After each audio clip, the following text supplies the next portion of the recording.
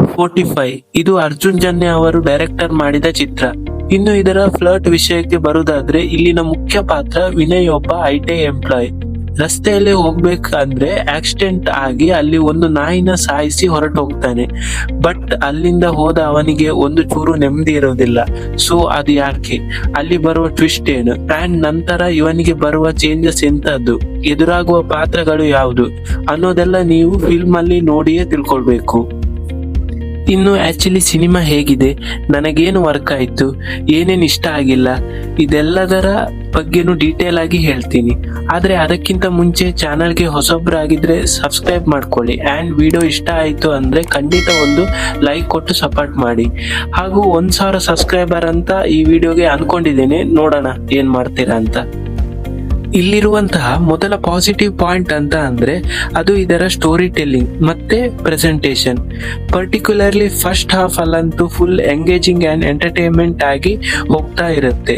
Cinema ಇಲ್ಲಿ ತುಂಬಾ ಚೆನ್ನಾಗಿ ಪ್ಯಾಕ್ ಮಾಡಿ ಕೊಟ್ಟಿದ್ದಾರೆ. ಒಂದು ಕಡೆನೂ ಬ್ರೇಕ್ ಅನ್ನೋದೇ ಸಿಗಲ್ಲ. ಆಕ್ಚುಲಿ ಇವರು ತಗೊಂಡಿರುವ ಕಾನ್ಸೆಪ್ಟ್ ಸಿಕ್ಕಾಪಟ್ಟೆ ಇಂಟ್ರೆಸ್ಟಿಂಗ್ ಆಗಿದೆ.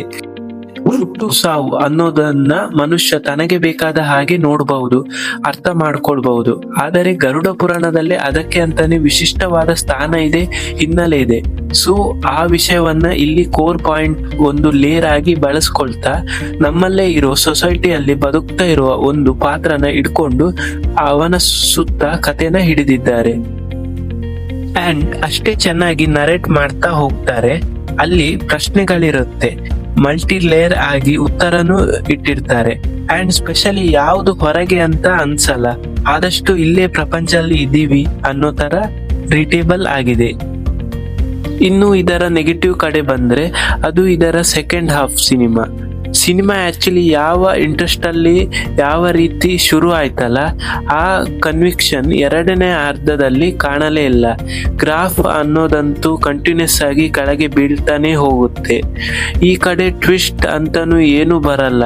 ಇಂಟ್ರೆಸ್ಟಿಂಗ್ ಅಥವಾ ಎಂಟರ್ಟೈನ್ಮೆಂಟ್ ಲೆಕ್ಕದಲ್ಲೂ ಯಾವುದೇ ಸಂದರ್ಭಗಳು ಇರುವುದಿಲ್ಲ ಸೆಕೆಂಡ್ ಹಾಫ್ ಅಲ್ಲಿ.